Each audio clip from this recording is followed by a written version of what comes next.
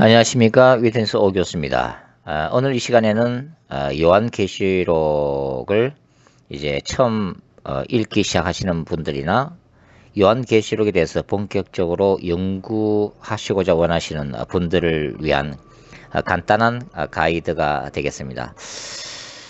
요한계시록 공부에 있어서 가장 중요한 첫 발걸음은 바로 요한계시록 전체의 문학적 구조를 이해하는 것입니다. 문학적 구조라고 하는 것은 쉽게 얘기하면은 어떤 건물을 한눈에 볼 수 있는 설계 도면을 의미합니다.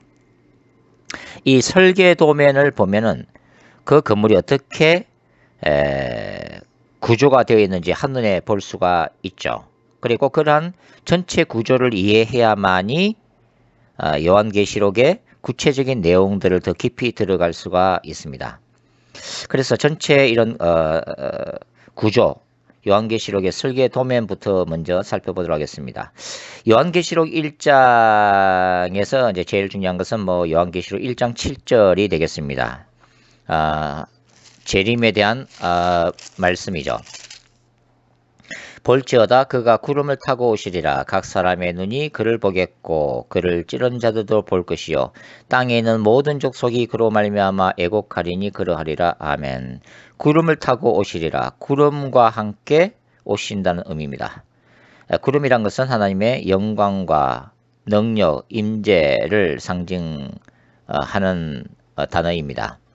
이 재림을 선포하는 요한계시록 1장 7절은 요한계시록 22장에 가면은 20절과 서로 상응을 하고 있습니다. 이것들을 증가시니가 이르시되 내가 진실로 속히 오리라 하시거늘 아멘 주 예수여 오시옵소서. 그러니까 요한계시록 1장에서 예수 그리스도의 재림을 선포하고 요한계시록 22장에서는 아멘 주 예수여 오시옵소서라고 화답함으로써 요한계시록 1장과 22장이 서로 마주보고 있는 구조, 이것을 수미상관식 구조라고 부릅니다. 그 다음에 요한계시록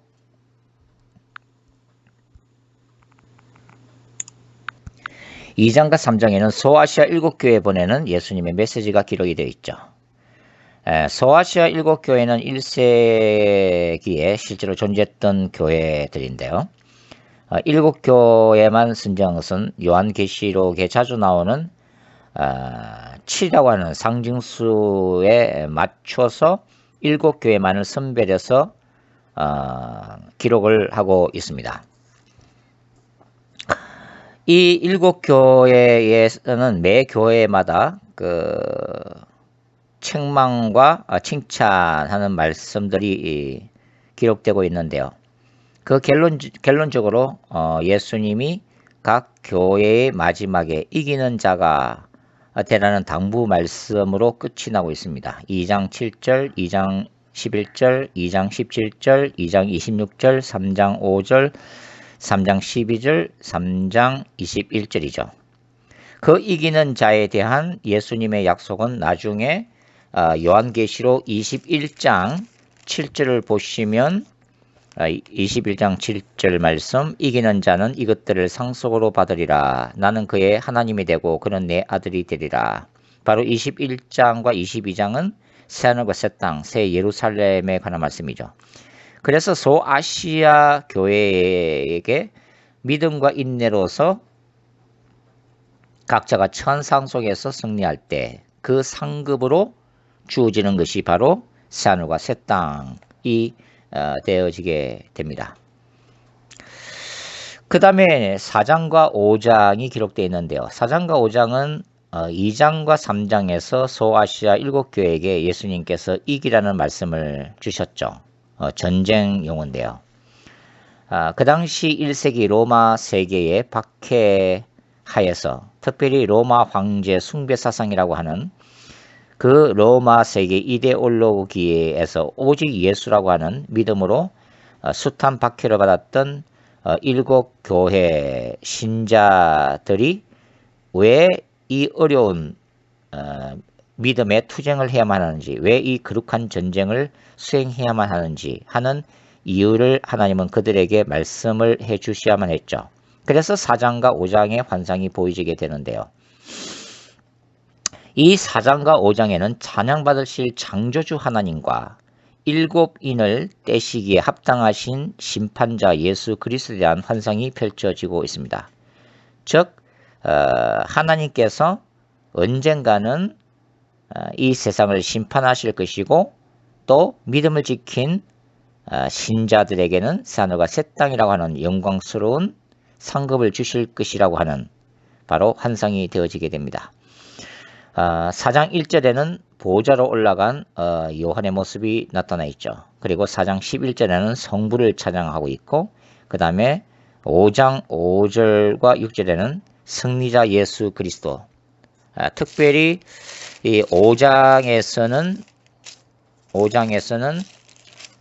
7 봉인을 떼시기에 합당한 우주적 권세를 가지신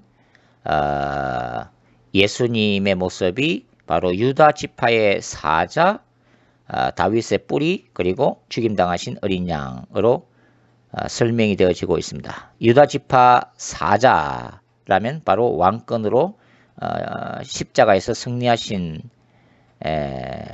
분이란 뜻이죠. 그리고 죽임당하신 어린 양은 십자가에서 속죄사역을 완성하신 예수님을 의미를 하고 있습니다. 그 다음에 6장으로 넘어가면 6장에는 첫째 인부터 여섯째 인까지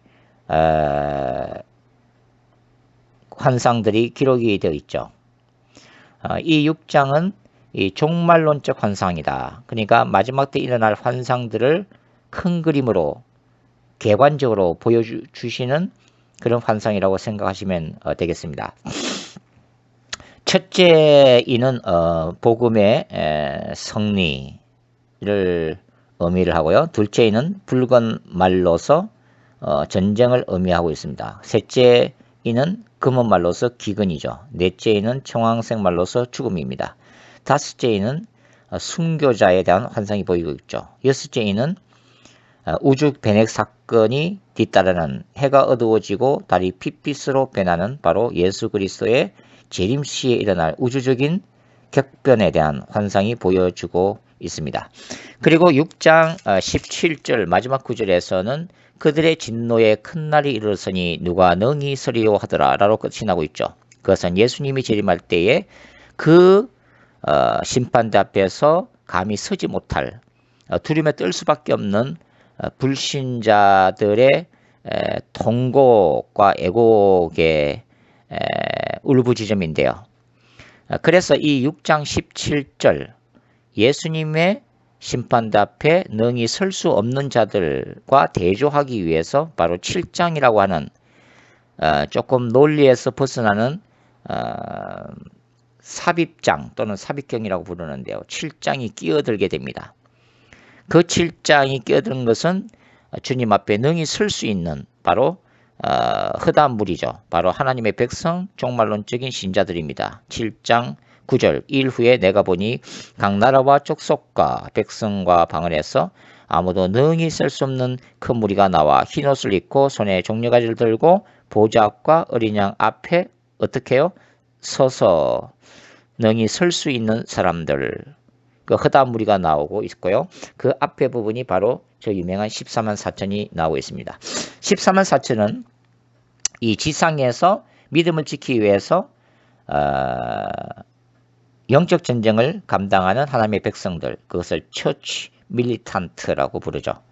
그 다음에 이 지상의 하나님의 군대가 먼 훗날 주님의 보좌 앞에서 주님을 찬양하게 될 환상이 바로 같이 나란히 기록이 되어지고 있는데 이것을 처치 트라이엄펀트 승리한 하늘의 교회라고 부릅니다. 바로 이들은 7장 14절에 대환란에서 나오는 자들로서 대환란을 통과하고 있음을 말해주고 있습니다. 그 다음에 8장과 9장의 말씀인데요. 이 8장과 9장은 7째 인이 떼어지면서 납발장이 쏟아지고 있는 장면이죠.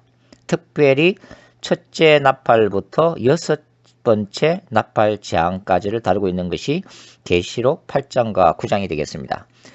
그래서 첫째 나팔 재앙은 땅과 바다와 강, 하늘의 3분의 1이 심판받는 환상이고요. 그 다음에 다섯째 나팔 재앙은 첫째 화라고도 불리우면서 지옥의 문이 열리는 황충 재앙을 기록하고 있습니다. 그리고 여섯째 나팔 재앙은 둘째 화라고도 불리우지는데 인류의 3분의 1이 죽는 유브라데 전쟁에 대한 환상을 담고 있죠. 그리고 이 여섯 번째 나팔 재앙의 그 결과를 11장 13절이 바로 9장 20절과 21절과 대조가 되어 있죠. 9장 20절과 21절은 인류의 3분의 1이 죽는 유브라데 전쟁에도 불구하고 세상은 결코 회개하지 않을 것이라고 하는 말씀이 기록되어 있죠. 이 재앙에 죽지 않고 남은 사람들은 손으로 행한 일을 회개하지 아니하고 오히려 여러 귀신과 또는 보거나 듣거나 다니거나 하지 못하는 금은동과 목석의 우상에게 절하고 또 그 살인과 복술과 음행과 도적질을 회개하지 아니하더라.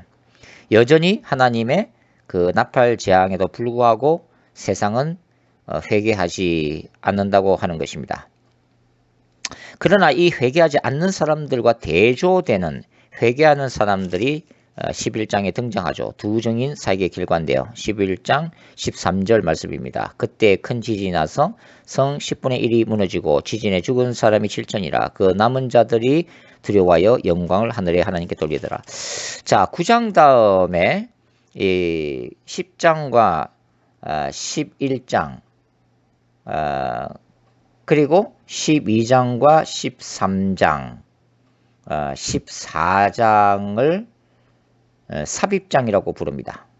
그런데 이제 8장과 9장 뒤에 10장과 11장이 온 것은 바로 9장 21절에 회개치 않는 사람들에 비해서 회개하고 있는 사람들에 대한 환상을 보여주기 위해서 계시록 11장이 들어왔고요. 그 다음에 계시록 11장이 계시록 10장과 사실은 서로 연결되는 환상이기 때문에 10장과 11장이 하나의 환상 덩어리로 해서 8장과 9장 뒤에 배치가 되어지고 있습니다. 10장과 11장은 바로 힘센 천사가 사도 요한에게 전해주는 바로 작은 책, 요한계시록이라고 보시면 되겠는데요. 마지막 때에 하나님의 복음, 이 작은 책을 전해주게 되고 사도 요한이 그것을 먹고 소화하게 됩니다. 그러나 열방에 다시 연하게 되는 사람은 사도 요한이 아니라 바로 계시록 11장의 두 증인이 되어지게 되죠. 그래서 10장과 11장이 서로 연결되어지게 됩니다. 10장 7절에는 일곱째 나팔 예고가 나오고 있죠. 그리고 11장 15절부터 18절까지는 일곱째 나팔 시행이 나오고 있습니다. 그 중간에 바로 두 증인 사건이 중간에 삽입되어지고 있어서 바로 두 증인의 마지막 사역이 얼마나 중요한가를 말해주고 있는 것입니다. 그리고 계시록 11장 7절 보시면 그들이 그 정언을 마칠 때에 무적행으로부터 올라오는 짐승이 그들로 더불어 전쟁을 일으켜 그들을 이기고 그들을 죽일 터인즉 두 증인이 무적행에서 올라오는 이 종말론적 짐승 즉 그리스도인데요. 죽임을 당하는 장면이 나와 있죠. 요한계시록 11장에 처음으로 등장하는 이 무적행으로부터 올라오는 짐승의 정체를 설명하기 위해서 뒤따라오는 것이 바로 12장과 13장의 환상이 되겠습니다. 그런데 13장 사실 1절, 13장 1절이 내가 보니 바다에서 한 짐승이 나오는데 뿔이 열이요 머리가 일곱이라 그 뿔에는 열 왕관이 있고 그 머리들에는 신성모독하는 이름들이 있더라 해서 13장이 바로 무적행에서 올라오는 이 짐승 즉 그리스도를 구체적으로 설명하고 있는 장입니다. 그런데 13장을 기록할 때 12장이 앞에 먼저 서술되게 되는데요. 그것은 왜냐하면 바로 적 그리스도 배후에 있는 용, 용 사탄의 정체를 밝히기 위해서 12장이 삽입되어지게 되고 결론적으로는 12장과 13장이 바로 예수 그리스도의 초림으로 시작되는 초대교회부터 시작해서 적 그리스도의 세계 정부 시대까지 바로 예수님의 재림 직전까지 교회 시대를 한눈에 보여주고 있는 것이 계시록 12장과 13장의 말씀이 되겠습니다.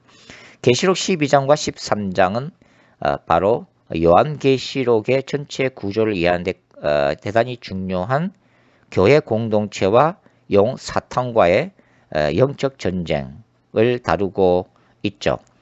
계시록 11장의 두 증인 사건은 바로 그러한 교회가 수행하는 종말론적 전쟁의 대표 주자로서의 두 증인의 모습이 기록이 되어지고 있습니다. 그래서 12장 1절부터 16절까지는 크게 보면 바로 용인 사탄과 여자로 나타나는 그 교회와의 전쟁, 그리고 12장 17절부터 13장 끝까지는 용 사탄과 여자의 남은 자손과의 종말론적 전쟁을 다루고 있는 것입니다. 계시록 13장에서는 바로 짐승의 표가 등장이 되어지고 있죠. 이 짐승의 표가 13장 16절부터 마지막 18절에 기록이 되어지고 있는데요.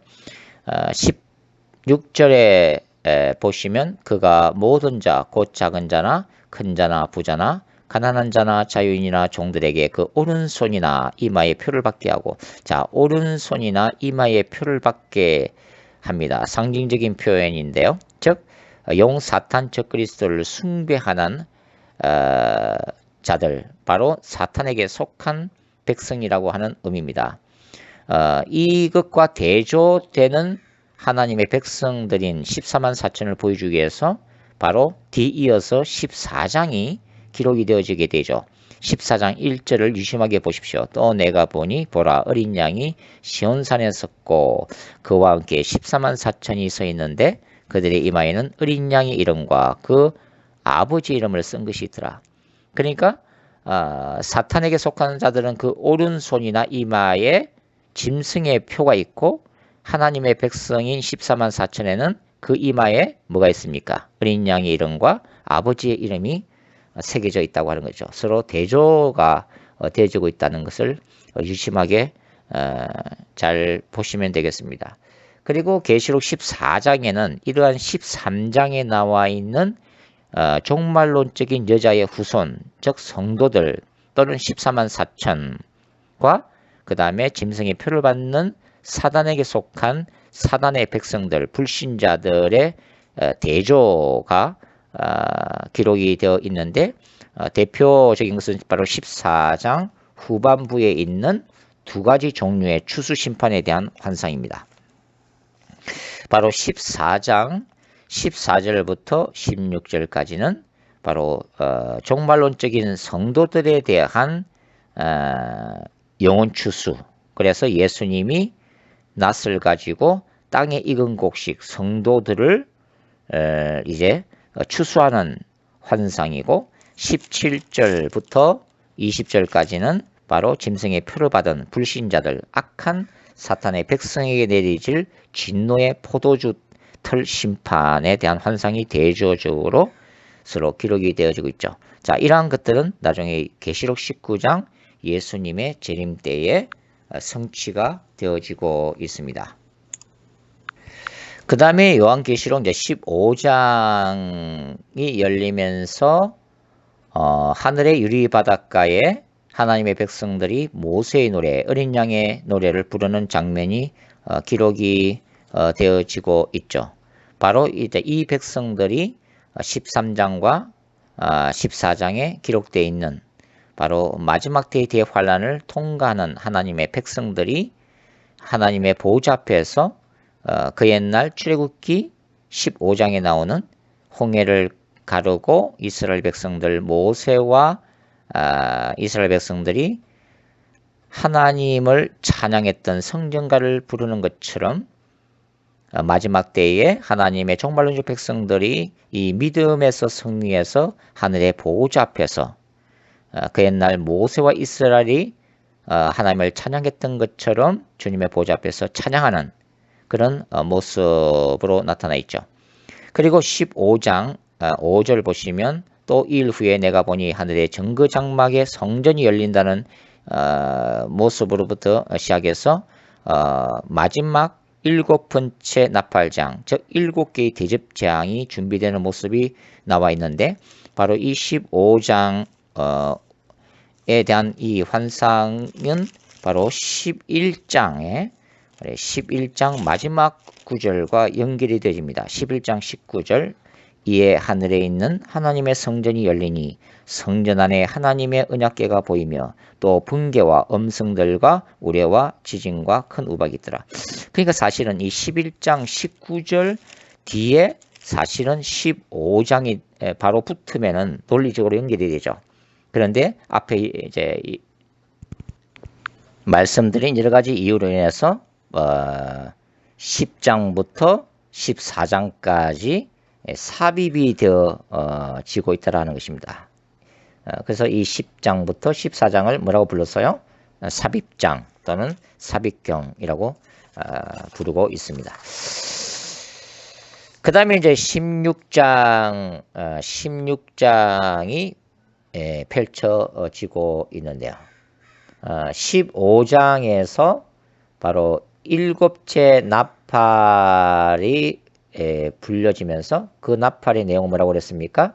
7개의 대접 재앙 또는 셋째 화라고도 부르기도 하고 마지막 재앙이라고도 부르죠.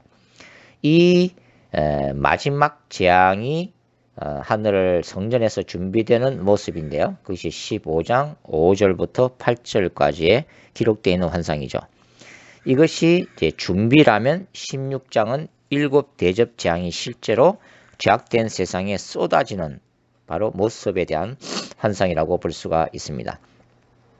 그래서 첫째 대접부터 넷째 대접 재앙은 땅과 바다와 강과 물 거는 해에 전면적인 심판이 이루어지고 있죠. 계시록 8장과 9장은 3분의 1 부분적인 재앙이라면 계시록 16장은 전면적인 파괴, 우주적인 심판을 지금 기록하고 있는데 예수님의 재림 직전에 또는 예수님 재림과 거의 동시다발적으로 일어나리라고 생각하시면 되겠습니다.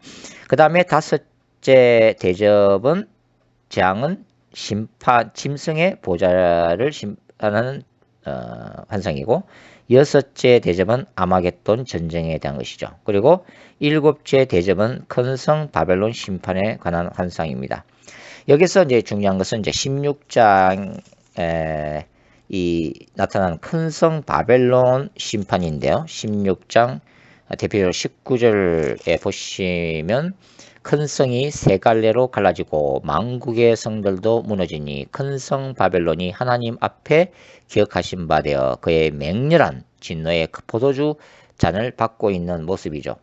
이 바벨론, 큰 성 바벨론에 대한 심판을 더 구체적으로 설명하기 위한 추가적인 환상이 바로 17장과 18장이 되어집니다. 큰 성 바벨론은 바로 음녀 바벨론을 의미하죠. 17장은 이 짐승의 정치적인 또 종교적 연합 세력으로서의 음녀 바벨론에 대한 심판의 모습을 담고 있다면 18장은 하늘의 도시 새 예루살렘과 대조되는 땅의 도시 음녀 바벨론에 대한 심판을 다루고 있습니다. 그리고 18장 20절이에요. 18장 20절 읽어보시면 하늘과 성도들과 사도들과 선지자들아 그로 말미암아 즐거워하라 하나님이 너희를 위하여 그에게 심판을 행하셨음이라 하더라. 하나님이 음녀 바벨론의 심판을 가하시는데 여기에 대한 하늘의 응답이 바로 19장 1절과 2절입니다. 이일 후에 내가 들으니 하늘에 흐다 무리의 큰 음성 같은 것이 있어 이르되 할렐루야 구원과 영광과 능력이 우리 하나님께 있도다.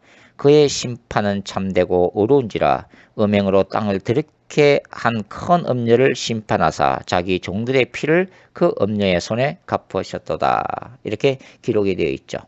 그리고 계시록 이제 19장은 우리가 이제 예수 그리스도의 재림장이라고 그러는데요. 여기에 19장의 전반부는 하늘의 혼인잔치 모습이 기록되어 있습니다. 하늘의 혼인잔치 환상은 바로 예수 그리스도의 재림과 바로 연결이 되어지게 되죠. 왜냐하면 예수님이 재림 사건이 종말론적 하나님의 거룩한 전쟁이라고 부르는데요. 이 악한 자, 즉 용 사탄, 적그리스도, 거짓 선지자, 그 다음에 열불 열왕, 음녀 바벨론에 대한 심판과 동시에 거룩한 예수 그리스도의 신부들을 데리러 오시는 신랑 되신 예수님의 모습이기도 하기 때문에 19장에는 하늘의 혼인잔치 모습이 바로 19장 7절과 8절에 기록이 되어지고 있고, 그 다음에 이제 11절부터는 바로 하나님의 거룩한 전사, 전쟁하시는 하나님의 모습으로 기록되어 있는 예수님의 재림에 대한 환상이 기록되면서 종말론적 심판을 가하는 모습이 기록이 되어지고 있습니다.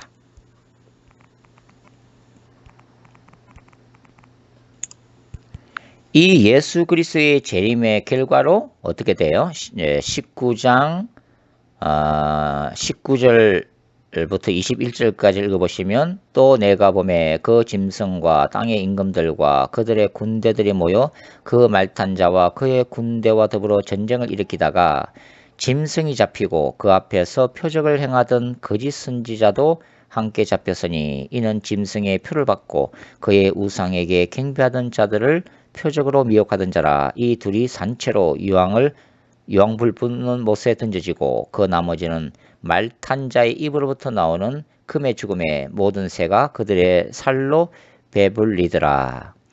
바로 짐승, 종말론적인 짐승, 즉 그리스도가 잡히고 거짓 선지자도 잡혀서 유황불 붙는 못에 던져지는 심판을 받고 있죠.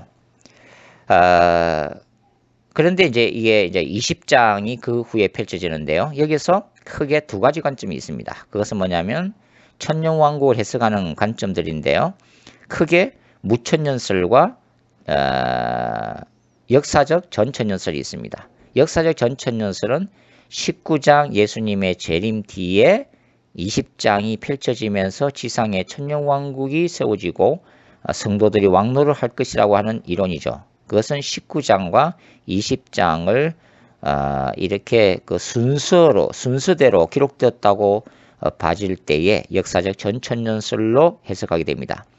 그러나 다른 무천년설은 순서 19장과 20장이 순서적으로 시간순으로 기록된 것이라기보다는 19장에서 예수님의 재림을 통해서 이 짐승과 거짓 선지자가 잡혀서 유황 불못에 던져지는 환상이 먼저 기록됐는데 중요한 것은 용인 사탄의 운명은 어떻게 되었느냐 하는 거죠. 그래서 그 용인 사탄의 운명을 다루기 위해서 따로 20장을 할애했다고 보는 것입니다. 그래서 이 20장에서 용인 사탄의 최후를 다루면서 이 용인 사탄이 바로 초대교회 십자가 사건 때에 결박이 된 것으로 거슬러 올라가서 그 다음에 이 용이 재림 사건으로 인해서 잡혀서 불못에 던져지고 그 다음에 백보자 심판이 일어날 것이다. 이렇게 보는 것이 바로 무천년설 또는 현천년설입니다. 저는 개인적으로 이제 현천년설을 더 지지를 하고 있는 입장인데요. 중요한 것은 역사적 전천년설이든 무천년설이든 그것은 해석학적인 차이점이니까 너무 여기에 너무 지나치게 집착하는 것은 옳지 않다고 생각됩니다. 천년왕국 자체보다도 천년왕국이 이 땅에 실제로 세워지든 아니면 그것을 영적인 천년왕국으로 해석하든 천년왕국보다 더 중요한 것은 바로 계시록 21장과 22장의 새하늘과 새 땅이기 때문입니다. 그래서 요한계시록 20장 1절부터 6절은 무천년설을 따르면은 바로 초림부터 재림 직전까지의 상황이고, 그 다음에 20장 7절부터 10절까지 기록되어 있는 곡과 마곡 전쟁은 바로 계시록 16장에 나오는 아마겟돈 전쟁 같은 사탄과 하나님의 백성과의 종말론적 전쟁 상황을 말해주고 있고, 그 다음에 11절부터 15절은 백보자 심판을 기록을 하고 있다. 이렇게 보시면 되겠습니다. 그리고 계시록 21장과 22장이 이제 새하늘과 새 땅의 도래가 되어지게 됩니다. 자, 21장 1절에서 또 내가 새하늘과 새 땅을 보니 처음 하늘과 처음 땅이 없어졌고 바다도 다시 있지 않더라. 바다도 다시 있지 않다는 것은, 바다라고 하는 것은 바로 13장 1절에서 바다에서 나온 짐승, 마지막 종말론적 짐승이 나왔던 그 바다죠. 그래서 이 요한계시록에서 바다는 무저경, 사망과 동일한 의미를 갖는 악의 권세, 사탄의 권세를 상징을 하고 있습니다. 그래서 새하늘과 새 땅에서는 이제 악의 삼위일체인 용사탄, 적그리스도, 거짓 선지자가 불못으로 던져지고 사망과 음부까지도 불못으로 던져졌기 때문에 이제 바다는 영원히 사라지고 새하늘과 새 땅이라고 하는 새로운 창조의 역사가 일어나고 있다는 것을 얘기를 하는 거죠. 21장 9절과 10절은 상징적으로, 그 다음에 21장 24절 또 22장 15절은 바로 새하늘과 새 땅의 장소적 의미를 상징하고 있습니다. 그러니까 새하늘과 새 땅이라는 것은 예수 그리스도의 재림 후에 하나님의 백성들이 들어가게 될 영원한 세계, 영원한 천국을 의미를 하고 있는데, 이 새하늘과 새 땅은 풍성한 상징적 신학적 의미를 가진과 동시에 또한 실제적으로 성도들이 부활체를 입고 영원히 살게 될 장소적 의미도 포함을 하고 있다라고 보시면 되겠습니다.